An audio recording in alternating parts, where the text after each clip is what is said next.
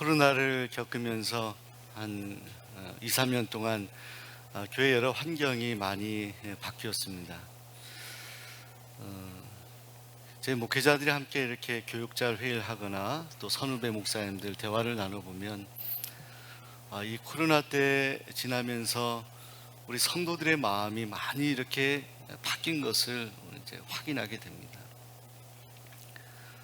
그 부분에 대해서 어떻게 우리가 바라보고 또 목회적으로 답변해야 되는지 상당히 고민스러운 문제 중에 하나가 주일을 하나님께 예배드린다는 개념입니다. 저는 어렸을 때부터 환경이 그래서 또 아버님 목회를 하셨기 때문에 교회 밖을 떠나본 적이 별로 없는 것 같습니다. 그래서 언제나 그 환경 가운데 그리고 늘 가르쳤던 선생님들의 말씀 또 읽었던 말씀은 그래도 우리가 이 세상에서 주중에 공부를 하고 일을 하고 부지런히 살더라도 이 주일만큼은 하나님 앞에 온전히 드리는 것이다, 이런 생각을 하고 그렇게 자랐던 것 같아요. 그래서 54년 생일을 살면서 정말 몸이 열이 40도 이상 되고 해가지고 빠졌던 한 몇 번의 주일을 지킬 수 없었던 그런 날을 제가 기억합니다. 지금도 생각하면 율법적인 차원이 아니라 하나님 앞에 죄송한 마음이 늘 있습니다. 그래도 아직 호흡이 있고 생명이 있는데 내가 그 시간에 집에 있다라는 것 자체가 어린 마음에도 하나님 앞에 죄송한 마음이 되었었던 것 같아요. 사랑하는 여러분, 우리는 성경 말씀을 보시게 되면 특별히 하나님이 이 세상을 창조하신 이 창조의 질서 가운데 이 창조라고 한다면 움직이고 활동하시는 또 일하시는 하나님에 대해서 우리가 묵상하게 되는데, 근데 성경은 창세기에서 아주 중요한 것을 우리에게 말씀합니다. 하나님은 일하시는 하나님이셔서 이 세상의 모든 생명과 호흡이 있는 것들을 다 만드셨습니다. 또 호흡이 없는 것들도 만드셨습니다. 그런데 하나님께서 이 6일 동안에 이 놀라운 그런 활동을 하셨는데 7일째 되었을 때 하나님은 그 모든 일을 쉬시고 중단하시고 그날은 쉬셨습니다. 하나님 일하지 아니하셨습니다. 자, 그런 하나님의 이 창조 질서 속에서 일하셨던 6일 동안의 일을 이제 마무리하시고 7일째 쉬셨다라는 것에 대해서 하나님께서는 하나님이 지으신 피조물들에게 이것을 부탁하시고 명령하셨습니다. 자, 여러분, 우리는 하나님을 생각할 때마다 일하시고 활동하신 역동적인 하나님을 생각합니다. 자, 그런데 하나님은 이 7일 가운데 하루를 온전히 쉬셨습니다. 일을 안 하셨습니다. 자, 그런데 그것을 이 구약에서 이스라엘 백성들은 안식일을 지키면서 수천 년 동안 그렇게 지내왔던 이스라엘 백성들이 있습니다. 오늘 말씀의 출애굽기는 엿새 동안에 어떤 일도 열심히 부지런히 하되 이 7일째 이 주일만큼은 안식일을 지켜라, 이렇게 말씀합니다. 지켜라. 자, 이 명령이 사실은 하나님의 어떤 엄중한 명령 같지만 그 하나님의 엄중한 명령 속에는 오늘 우리들 하나님이 가장 귀하게 여기는 이 피조물들을 향한 하나님의 마음 깊은 사랑이 담겨져 있습니다. 하나님은 쉬신 이유가 있습니다. 여러분, 우리 인간은 노동만 하며 일하며 온통 일만 하며 사는 그런 존재로 창조되진 않았습니다. 반드시 쉼이 필요합니다. 자, 우리는 그렇게 생각할 수 있어요. 목사님, 제 삶이 바쁩니다. 또 제 생업 속에서 절대로 주일은 쉴 수가 없습니다. 또 일주일의 직장 생활 가운데 피곤하기 때문에 주일은 좀 쉬어도 무방하지 않습니까? 사람이 기계가 아닌데.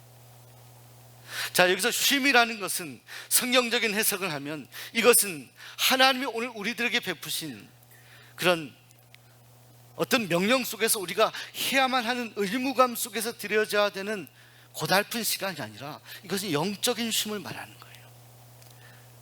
더 나아가서 이것은 오늘 이 땅에서 수고스럽게 일만 하며 살아가는 우리 인생들을 향하여 하나님 우리에게 선물하신 그런 아름답고 귀한 선물입니다.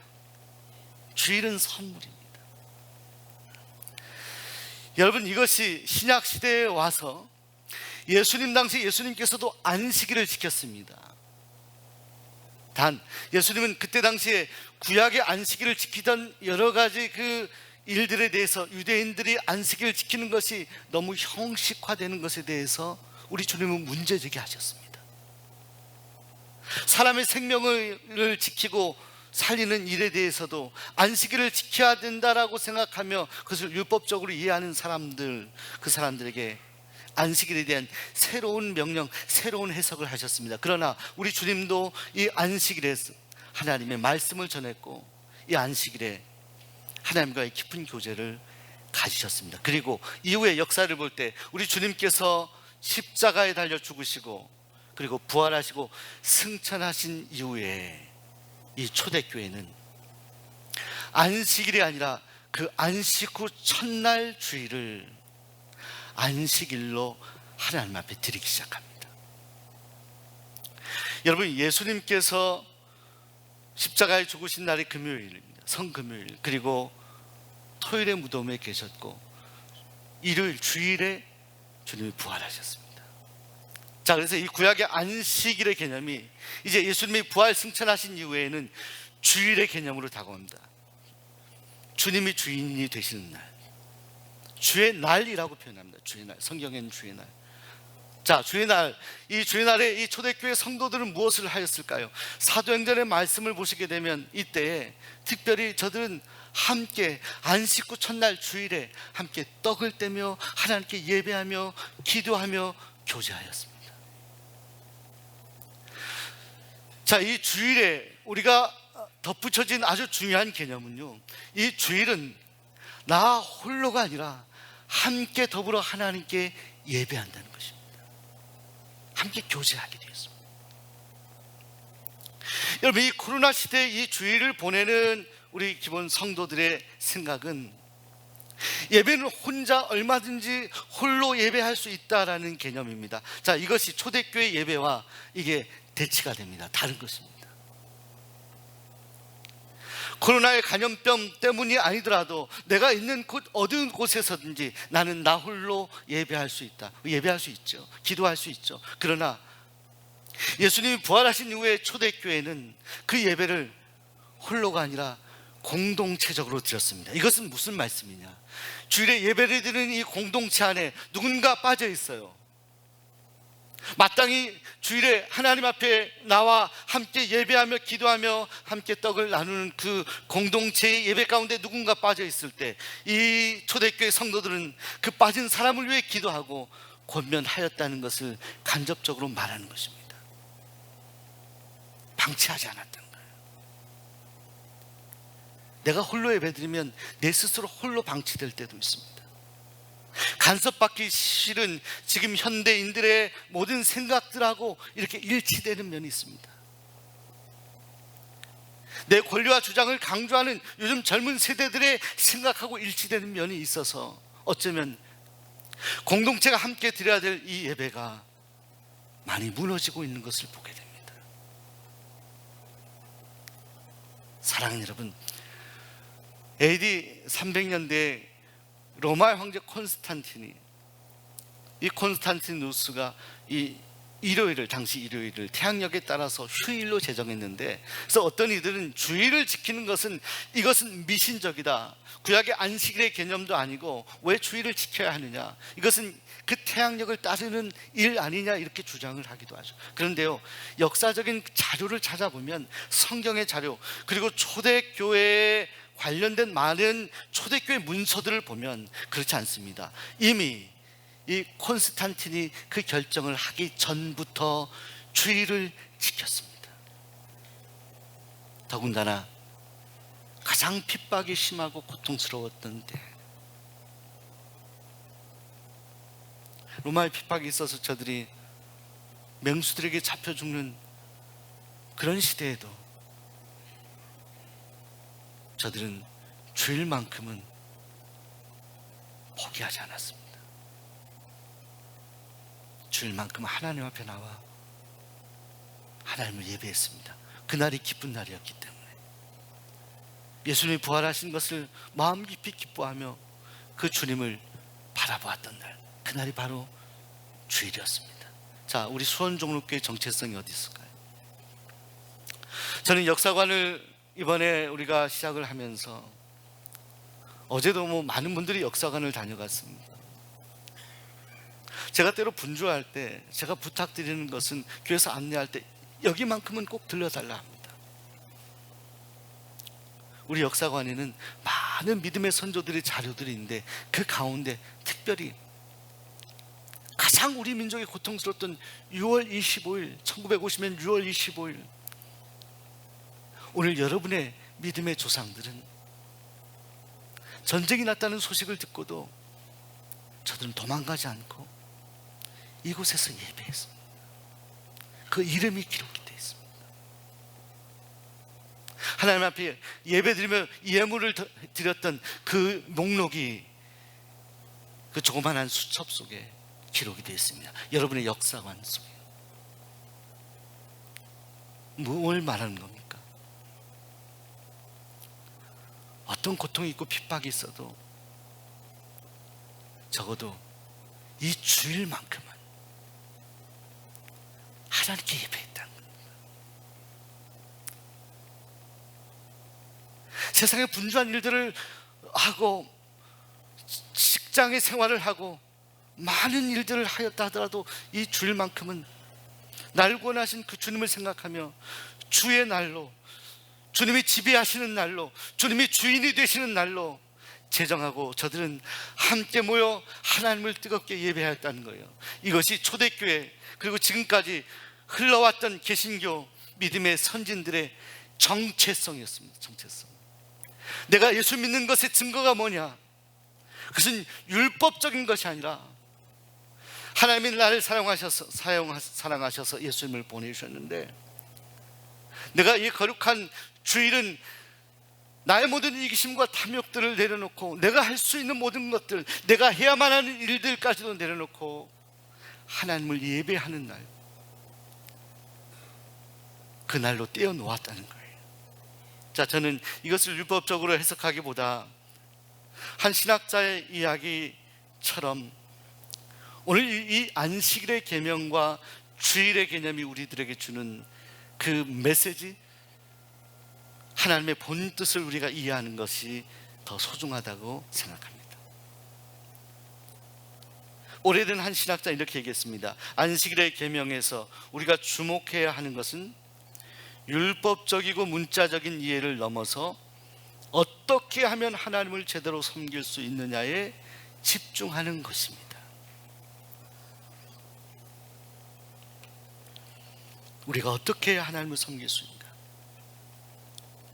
자, 이 하나님을 섬기는 정신이 이 구약의 안식일과 현재 이 주일의 공통적인 그런 공통 분모이다.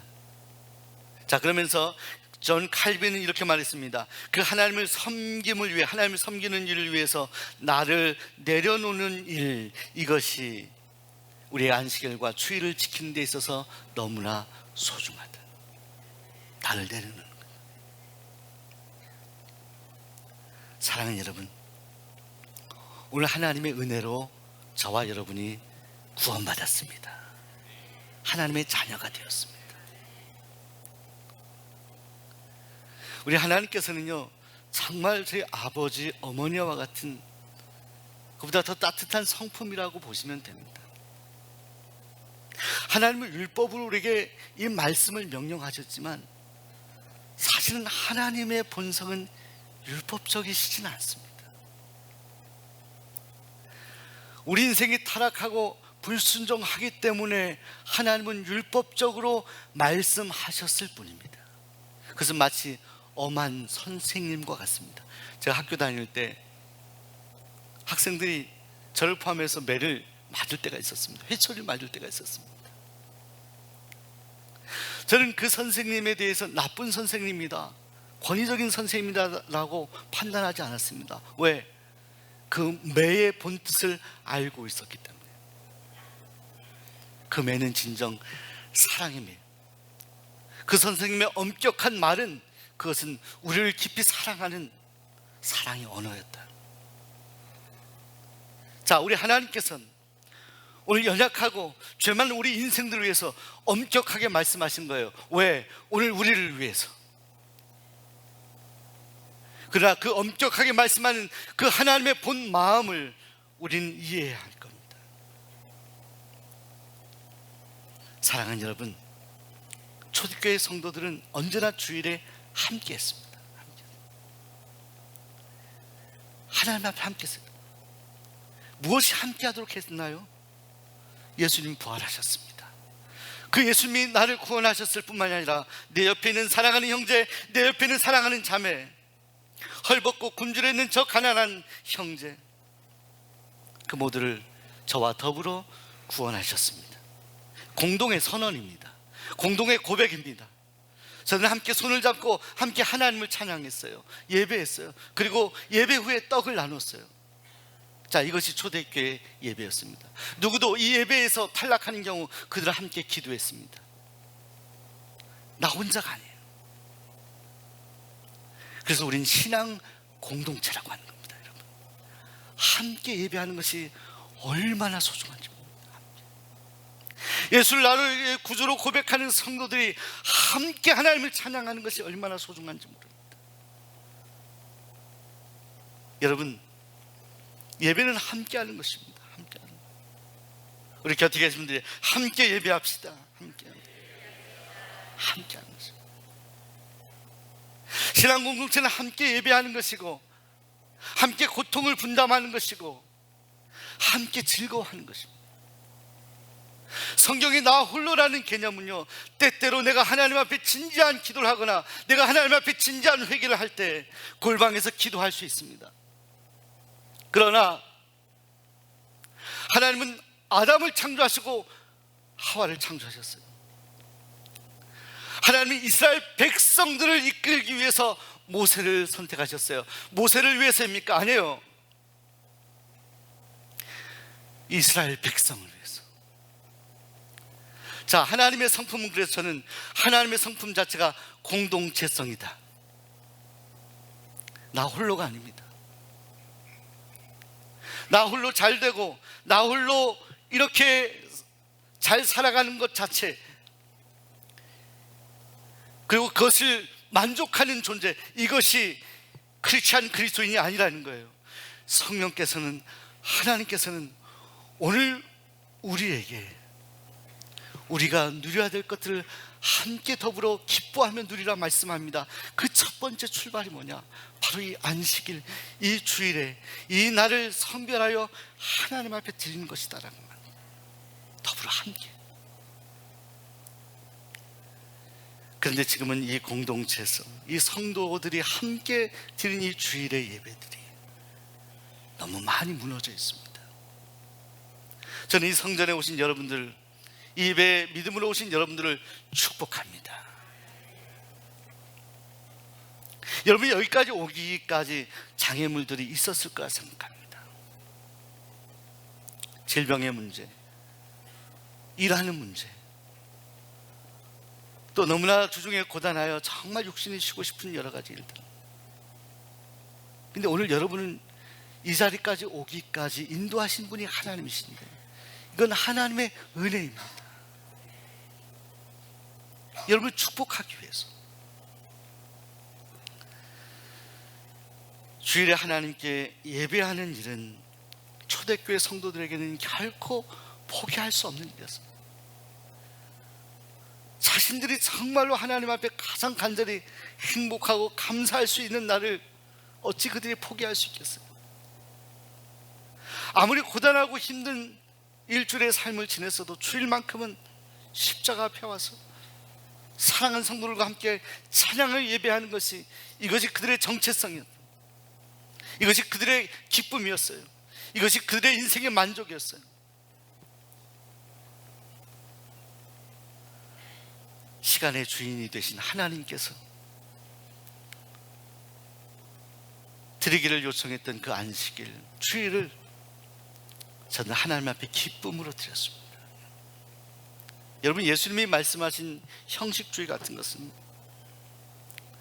우리가 지키라라고 하는 것들을 율법적으로 받고 내가 주일에 어떻게라든 성전에 와서 그냥 왔다가 간다라는 개념입니다. 그래서 예배에 대한 기대감이 없어요. 하나님에 대한 기대감이 없이 그저 주일 왔다 가는 것으로 만족하는 겁니다. 이건 아닙니다. 여러분 기도하시길 바랍니다. 하나님 앞에 나올 때 이 주일에, 이 주일을 위해서 여러분들 기도하시길 바랍니다. 청교도들의 주일은요, 토요일 저녁부터 시작됐다고 합니다. 그래서 토요일 저녁이 되면 가슴이 뜨거워지는 것이 청교도들이었대요. 왜? 다음날 하나님 앞에 함께 믿음의 고백을 하는 신앙인들이, 동료들이 함께 모여 예배할 것을 기대하니까 잠이 안 오는 거예요. 토요일 저녁부터 그들은 하나님을 기대하며 그 예배를 기다렸다는 거예요. 자, 여러분, 분주하게 살아가는 삶 속에서 정말 직장이나 일 때문에 주일을 지키지 못하는 경우에 있는 성도님들 위하여 제가 토마스 아퀴나스의 이런 조언을 말씀을 드려봅니다. 토마스 아퀴나스는 이렇게 말했습니다. 주일에 일하려거든 거리낌이 없는 노동을 하라. 만일 주일에도 일하려거든 내 양심의 마음에 거리낌이 없는 노동을 하라. 자, 예를 들어 정말 어디에 불이 났습니다. 우리 119 대원들 가서 그걸 해야 됩니다. 주일에 예배 나오는데 중간에 접촉사고가 났는데 누가 도움을 주는 사람이 없이 차가 방치되어 있어요. 가서 돕다가 주일을 그냥 지나게 됐습니다. 거리낌이 없는 노동을 하라. 우리 주님의 안식일에 대한 생명을 살리는 일, 정말 이 일을, 이 노동을 할 수밖에 없다라고 생각하는 내 양심에 부딪히는 일 외에는 주일에 일해서는 안 된다 말씀입니다. 그러나 이 시대 가운데 많은 세상의 사람들이 그토록 목매이던 육신의 휴식이나 여가나 혹은 더 많이 재물을 벌기 위해서 만일 우리가 세상의 사람들과 같은 그런 길을 따라서 그런 흐름대로 만약 흘러간다라고 하면, 자, 오늘 저와 여러분을 하나님의 자녀로 삼으신 하나님께서는 마음 아파하실 겁니다. 하나님 말씀하잖아요. 먼저 그의 나라와 의를 구하라. 그 다음에 이 모든 것을 너에게 더하시리라. 여러분, 사업하시는 분들 오해 없으시기 바랍니다. 여러분, 저는 많이 봤습니다. 성도를 사랑하는 마음으로. 목사가 성도의 생업을 어떻게 책임질 수 있겠습니까? 그러나 성경대로 말씀드리고 제 신앙 양심적으로 말씀드린다면 여러분, 이 일도 도전해 보십시오. 만일 여러분이 가능할 수 있다면, 여러분이 주일날 일을 스탑하면, 일을 멈추면 여러분이 생업이 무너진다 생각하십니까? 꼭 그렇지 않습니다. 저는 주일에 문을 닫고도 하나님의 놀라운 간섭하심으로 오히려 하나님의 은혜 가운데 살아계신 하나님을 경험하고 하나님의 축복을 받은 많은 성도들을 알고 있어요. 자, 칼빈이 얘기했던 것처럼 이 주일을 섬기기 위해서 우리가 내려놓아야 될 것들을 내려놓아야 되는데 여전히 내려놓지 못하는 일들이 있습니다. 내 양심에 부딪히면서도 내려놓지 못하는 일을 왜 내려놓지 못하는 걸까요? 우리 연약함 때문이었습니다. 저는 이 예배 시간을 통하여 오늘 온라인으로 예배하는 사랑하는 성도님들에게도 말씀드리고 싶습니다. 우리가 세상에서 분주하고 참으로 정말 힘들고 어려운 그런 삶을 살아가고 있다 하더라도 오늘 우리의 시간의 주인 되시고 생사화복의 주인 되시는 하나님께 맡기고 오늘 이 말씀을 붙들고 살아가기를 소원합니다. 하나님은 여러분을 책임지십니다. 하나님은 방치하지 않아요. 하나님은 하나님을 높이는 사람, 마음속에 하나님께 집중하고 그 하나님을 위해 살아보겠노라고 하며 적어도 이 주일에 이 시간을 하나님 앞에 거룩하게 성별하는 성도를 굶도록 내버려 두지 않습니다. 그건 하나님에 대한 오해예요. 자, 오늘 우리 열심히 만약 그 하나님의 성품을 왜곡한다면 이것은 하나님에 대한 도전이에요. 하나님은 우리를 그렇게 창조하지 않았습니다. 하나님은 그렇게 졸렬하신 분이 아닙니다. 하나님은요, 오늘 우리에게 주실 수 있는 모든 은혜와 축복을 주시기 위하여 하나님의 말씀을 지금도 하시는 거예요. 하나님은 그런 분이에요. 말라기서의 11조에 대한 권면의 말씀이 있습니다. 이걸 구약의 말씀이지 지금 이 시대에 적용이 되냐 하는데 10분의 1의 의미가 중요한 것이 아니라 이것을 통해서 물질의 주인이 내가 아니라 하나님을 인정하는 방법인 거예요. 여러분, 우리 처음 신앙생활 하시는 분들 오해하지 마시기 바랍니다. 점차 우리의 믿음이 하나님께 더 가까워질 때 그런 마음을 주시는 거예요. 억지로가 아니라 우리를 향해서 전혀 인색하지 않고 풍요롭게 우리에게 주시고자 하는 그 하나님이 우리 마음에 전달이 되면 그 하나님의 성품이 우리 안에, 우리 심령 안에 닿게 되면 우리도 하나님을 향하여 풍요롭게 됩니다. 그래서 우리 안에 성령의 충만한 은혜가 필요한 것입니다. 여러분, 저는 오늘 말씀을 설교를 정리하면서 이렇게 하나님이 정하신 이 안식일 주일을 지키자, 이거 하나님의 말씀이다, 명령이다, 이렇게 결론을 내리면서 말씀을 마치려고 하는데 하나님께서, 성령께서 제 마음을 두드리시는 것이 있었어요. 그것으로 충분하지 않다.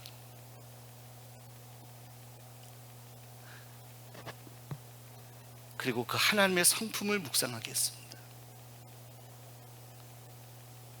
사랑하는 여러분, 우리 코로나 전에 함께 예배하던 성도들 가운데 저희 교회는 하나님 은혜로 오히려 코로나 전에 예배하는 참석의 인원보다 더 많은 인원이 지금 나오고 있습니다. 근데 이것은 비단 우리 교회만의 문제를 얘기하는 것이 아닙니다. 그러나 오늘 성도들의 태도가 그저 하나님을 예배하는 자세가 매일 하나님을 예배해도 부족한데 격주 3주에 한 번 주님 앞에 나와서 하나님께 예배하는 것으로 만약 족하다라고 생각하는 것에 대해서 저는 한번 이의를 제기하고 싶은 거예요.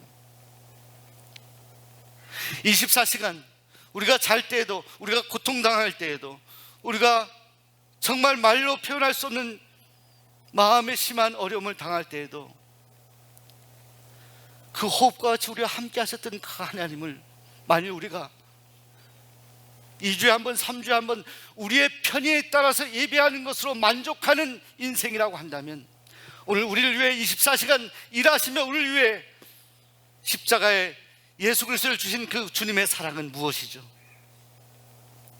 지금도 밤낮 우리를 위해서 간구하시며 우리를 독려하시며 우리를 위로하시고 우리를 붙잡아 주시려고 하는 그 하나님의 그 사랑과 은혜는 오늘 우리에게 무엇이죠? 그 하나님의 은혜, 하나님의 자녀로 보답할 수 있는 방법이 무엇입니까? 그 수단이 무엇입니까? 여러분 무엇이라 생각하십니까? 사랑하는 여러분, 하나님은 여러분을 언제나 기다리십니다. 하나님 기다리십니다. 제가 하나님 성품을 묵상하면서 누가복음 15장의 말씀을 읽게 되었습니다. 아들이 집을 나가게 됩니다. 그러니까 그 아버지가 아들이 집을 나가는데 가지 말라 이런저런 이야기에 대한 말씀이 별로 없습니다. 근데 집 나간 아들이 잘 살 줄 알았는데 거기서 고생을 많이 하고 집으로 돌아옵니다. 근데 여러분 이쪽 편에서는요, 집 나간 아들, 집이 나간 그 아들을 끊임없이 그때로부터 기다리던 아버지의 모습이 섞여 나왔습니다. 여러분, 자녀를 기다리는 부모, 기다리는 그 심정을 여러분들 조금 헤아려 보실 수 있겠습니까? 그 아버지는 하루도 빠짐없이 기다렸어요. 하나님은 이 주일이 될 때마다 아마 사랑하는 성도들을 많이 기다리실 거예요. 보고 싶다 하시는 거예요. 만나고 싶다 하시는 거예요. 성전에서, 예수 그리스도의 핏값으로 세운 이 성전에서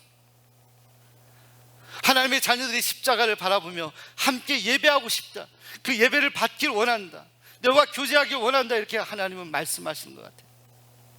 하나님 기다리시는 하나님. 자, 그 기다리시는 하나님의 그 부르심의 음성이 우리에게 들려야 되는 거예요. 우리가 주일에 어디에 있든지 그 음성이 들려져야 되는 거예요. 그 하나님의 기다림의 마음이 우리에게 느껴져야 되는 거예요. 이것은 안식일을 지키라는 명령으로 인해서가 아니라 오늘 여러분을 기다리시는 하나님의 성품으로 인해서 오늘 우리는 주님 앞에 나올 수 있어야 합니다. 여러분, 작년에 인터넷 이런 기사가 있었는데, 중국에서 말기암 투병을 했던 한 여성인데, 그 여인이 사랑하는 아들을 위해서 마지막 식사 준비를 하겠노라고 자기 식사 준비하는 것을 아들이 뒤에서 사진 찍고, 그리고 그 모습을 보면서 엉엉 울었다는 거예요. 저 어머니는 마지막이라도 식사 한 끼라도 아들에게 밥을 지어주고 싶었고 요리를 하고 싶었다. 그렇게 식사를 아들과 함께 나누고, 그리고 며칠 후에 세상을 떠났습니다. 사랑하는 아들의 손을 놓았습니다.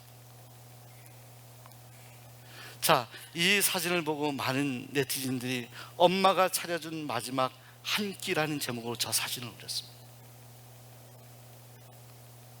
저 한 끼 속에 담겨진 그 뜻, 의미가 무엇일까요? 어머니의 사랑. 내가 아들의 손을 놓고 이제 아들과 이별하겠지만 내가 키워온 아들을 위해서 내가 호흡이 멈추는 그 순간까지 뭔가 좋은 것을 하고 싶었던 어머니의 마음, 아무것도 줄 수 없는, 이제 앞으로 아무것도 할 수 없는 아들에 대한 애틋한 마음, 그 마음이 바로 저 마지막 차려진 한 끼의 밥상의 의미가 아닐까.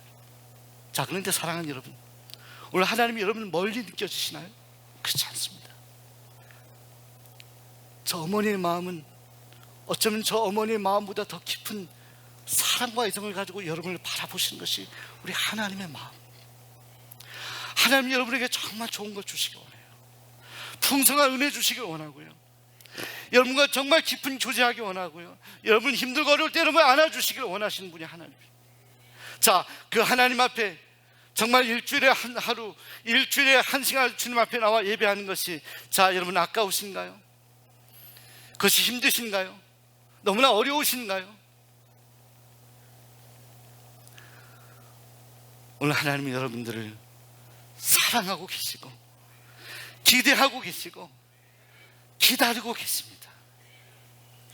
이 주일만큼은 오늘 우리 인생에 중차대한 일이 있다 하더라도 오늘 이 창조 질서 속에 하나님께서 우리에게 놀라운 쉼을 주시고 놀라운 은혜와 축복을 주셨던 그 출발, 이 안식일, 이 거룩한 주일을 하나님 앞에 온전히 드릴 수 있다면 하나님은 여러분 그 지친 손을 붙잡아 주실 것입니다. 여러분 지친 걸음과 함께 동행하며 끝까지 여러분과 함께하며 여러분이 쓰러질 때 이렇게 세워주실 것입니다. 우리가 기대하지도 않았던 놀라운 은혜와 축복을 여러분들에게 허락해 주실 것입니다. 기도하겠습니다.